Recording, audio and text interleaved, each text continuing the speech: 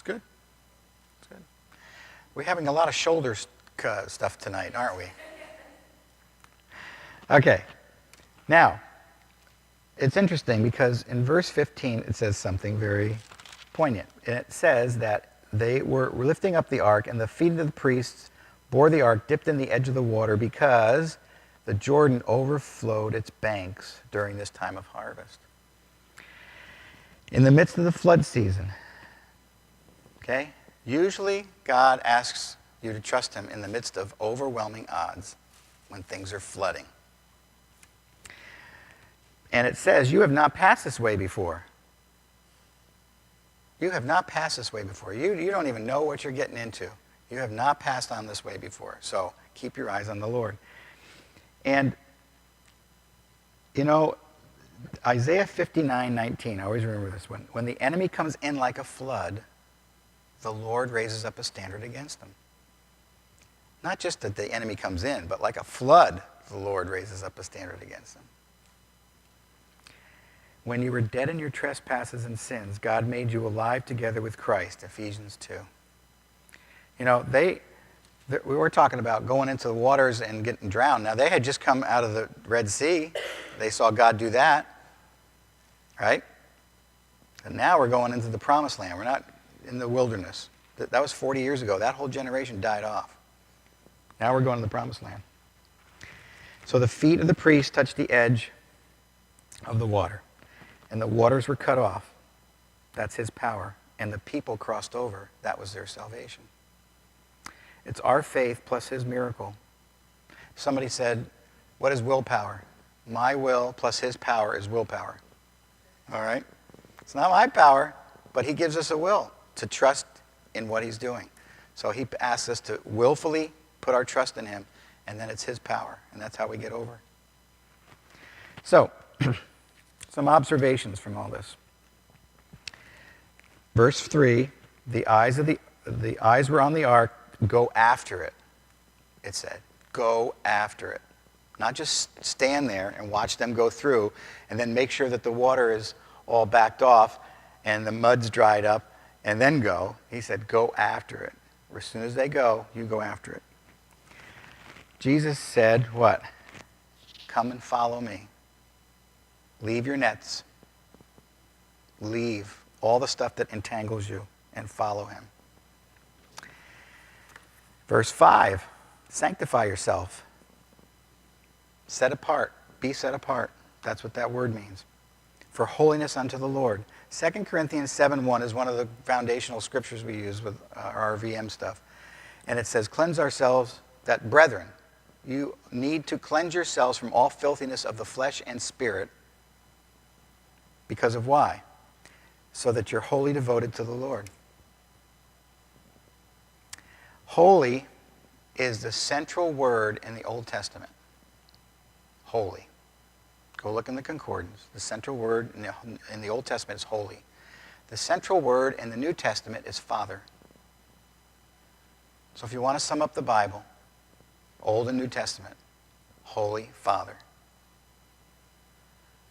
Holy Father. Jesus' focus was on the Father, right? He says, you see me do things, I only do the things that the Father shows me to do. And our focus needs to be on Holy Father. Now, I know some people have bad father experiences and stuff like that. I just worked through with somebody the other day. Father was horrible. And a lot of times we see our Heavenly Father through those filters, and they got to be cleaned up. And that's what we do. We help them clean up those filters. But God is a holy Father. And Jesus said, if you see me, you've seen the Father. So, Holy Father. Jesus' focus, and it should be our focus too. Verse 7, it says that Joshua was made great by who? It says, the Lord said to Joshua, this day I will begin to exalt you in the sight of all Israel, that they may know that as I was with Moses, so I'll be with you. Joshua was made great by God, not by self-effort. And that's really important for our culture because that's how we, pull ourselves up by our bootstraps, Napoleon Hill, whatever the mind believes and the heart conceives, you can achieve. We need to humble ourselves under the mighty hand of God that he may exalt you at the proper time. And it reminds me of a little story long ago that they had on Focus on the Family about this guy who lived next door to Norman.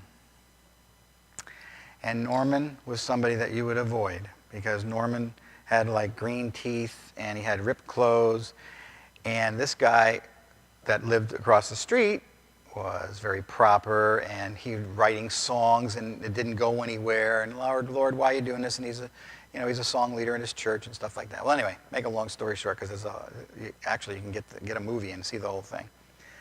Norman was so frustrated one day with his lawnmower that he was banging the lawnmower and yelling at it and stuff.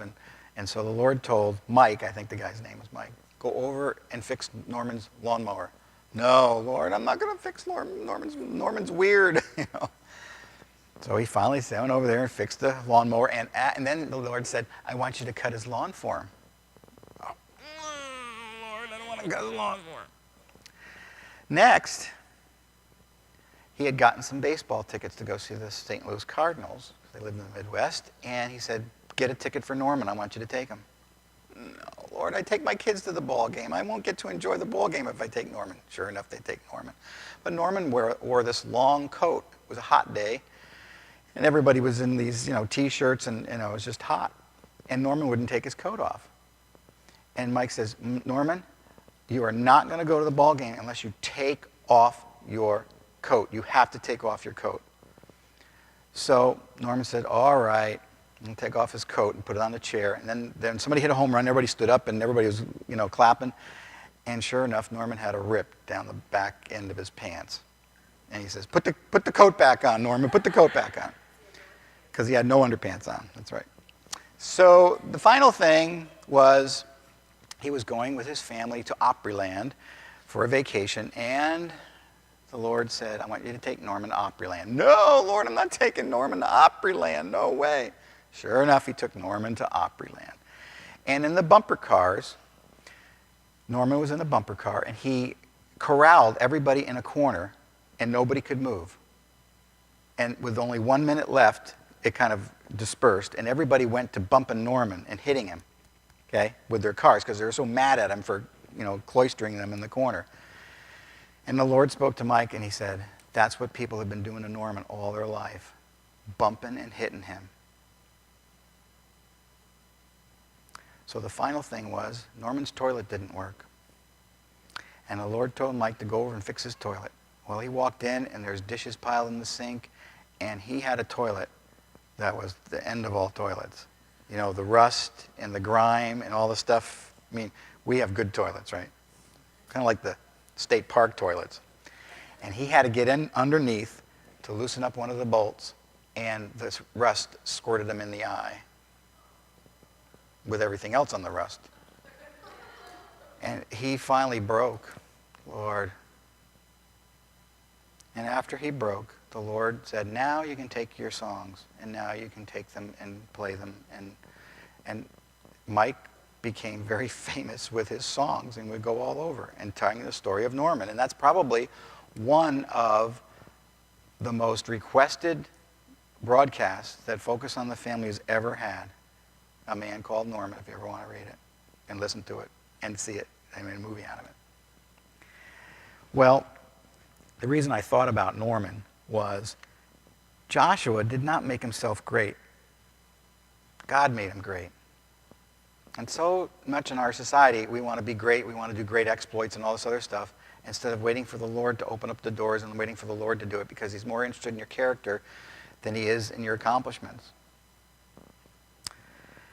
So, verses 12 and 13, they finally put their feet in the Jordan.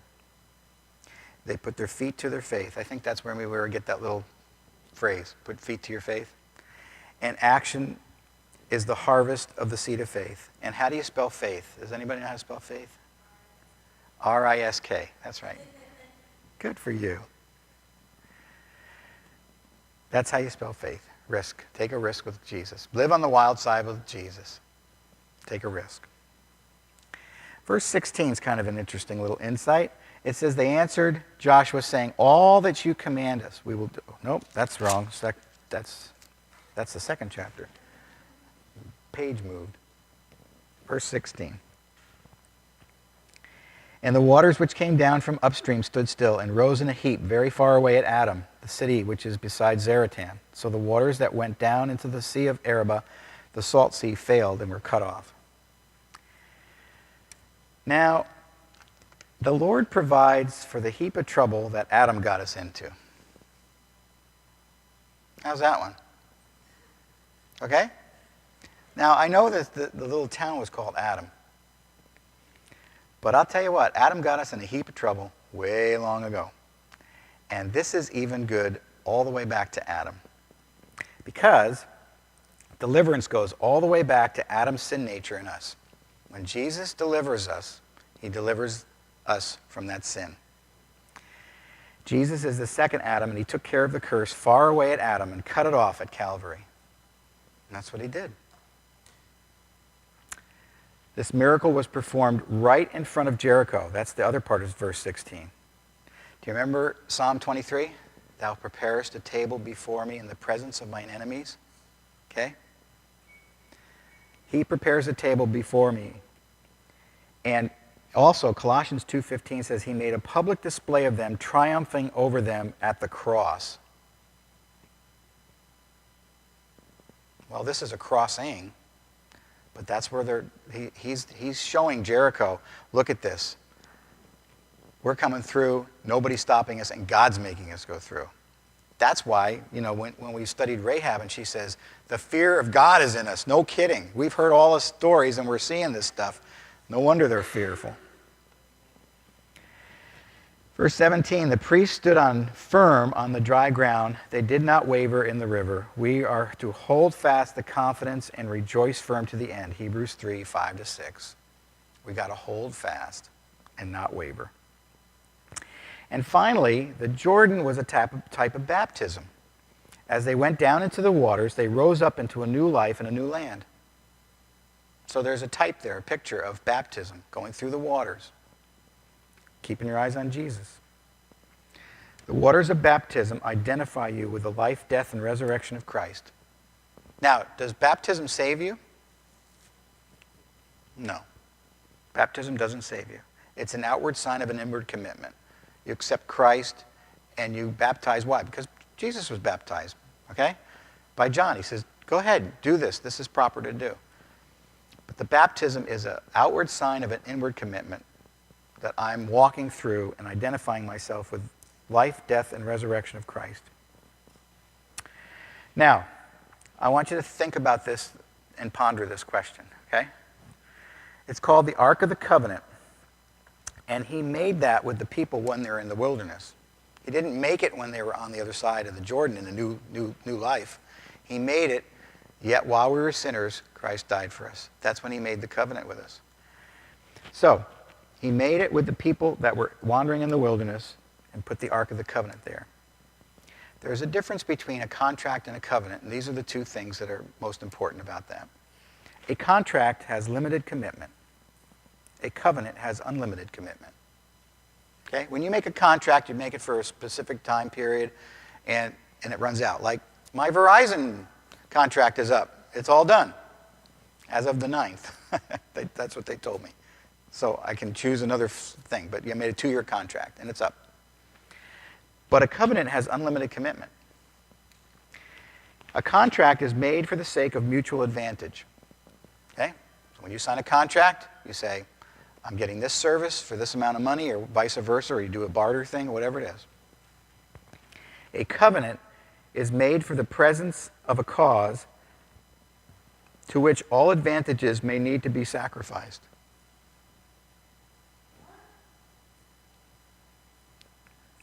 I'll just read that again. It's made for the presence of a cause to which all advantages may need to be sacrificed. So, think about marriage. What is marriage started as? Did you ever hear of a covenant? The covenant of marriage? That's what it's called. But now we've got, let's see, First Wife Club,